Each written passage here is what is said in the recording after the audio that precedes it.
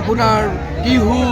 গোটেইকেইটা 10টা সমষ্টিৰ সকলো মানুহে আশীৰ্বাদ দিছে আৰু কৈছে এই যিটো গণতন্ত্ৰ ধ্বংস কৰিব খোজা এইটো শক্তি বিজেপি দল যি ধৰণে ধৰ্মীয় মেৰুকৰণৰ ৰাজনীতি কৰিব খুজি আছে আৰু গোটেই আমাৰ যিটো আত্মা আমাৰ যিটো সংবিধানৰ আত্মা তাক খতম কৰি দিব কৈছে শোষণেৰে শাসন কৰি আছে এই শক্তিটোক তোমালোকে উৎখাত কৰা আমি আশীৰ্বাদ দিছোঁ গতিকে মই যথেষ্ট উৎসাহী আহিছোঁ আৰু দেশখন আমি বচাব লাগিব কিছুমান নিউজ চেনেলত ওলাইছে যে দিব্যায়নে কংগ্ৰেছ ইমানৰ কোনো ধৰণৰ সহায় পোৱা নাই গতিকে তেখেতে নিৰ্বাচন নেখেলে বুলি এটা কথা ওলাইছে চাওক যেতিয়া ৰাইজে আশীৰ্বাদ দিয়ে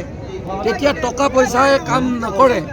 বহুত মানুহে টকা পইচা লৈ এতিয়া গৌৰৱ গগৈৰ যোৰহাটত গোটেই মুখ্যমন্ত্ৰীৰ পৰা আদি কৰি গোটেইবিলাকে টকা পইচা লৈ বহি গ'ল ৰাইজে কাক ভোট দিলে ৰাইজে গৌৰৱ গগৈৰ পক্ষত ভোট দিলে গতিকে দিব্যায়ন এজন সততাৰে ৰাজনীতি কৰি আহিছোঁ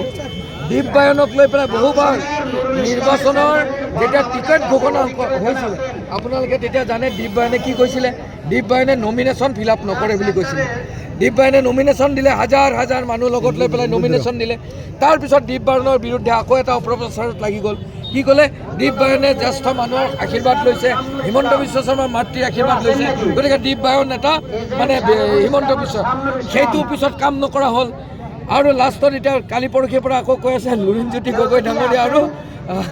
অখিল গগৈ ডাঙৰীয়াই মানে মোক বহিব কৈছে আৰে টেটু ফালি ফালি ৰাইজৰ লগত কষ্ট কৰি কাম কৰি আছোঁ আৰু আমি কংগ্ৰেছ দলৰ সৈনিক এই অপশক্তিক পৰাভূত কৰিব লাগিব যিমানে আমি সততাৰ ৰাজনীতি কৰিছোঁ মূল্যবোধৰ ৰাজনীতি কৰিছোঁ আৰু এই নিৰ্বাচনত আপোনালোকে দেখিব বিপুল ভোটত ৰাইজে কংগ্ৰেছ দলক আগুৱাই লৈ যাওঁ মই এজন অসমৰ সন্তান অসমীয়া ল'ৰা আমি মূল্যবোধৰ ৰাজনীতি কৰিছোঁ আৰু অসম মাতৃ আইক ঠগি ঠগি কৰা ৰাজনীতিক আমি বিশ্বাস নকৰোঁ কংগ্ৰেছ দলে গোপীনাথ বৰদলৈৰ দিনৰ পৰা তৰুণ গগৈৰ দিনলৈ আৰু আমিবোৰ দায়বদ্ধ সততাৰে ৰাজনীতি কৰিছোঁ অসমীয়া আই মাতৃক তথা ভাৰতবৰ্ষক আমি এই সংবিধান ৰক্ষা কৰিব লাগিব সঁচা অৰ্থক দেশখনক ৰক্ষা কৰিব লাগিব ৰাইজৰ উন্নতি কৰিব লাগিব গতিকে ৰাইজে আশীৰ্বাদ দিছে আমি বিপুল ভোটত অগ্ৰগতি লাভ কৰিম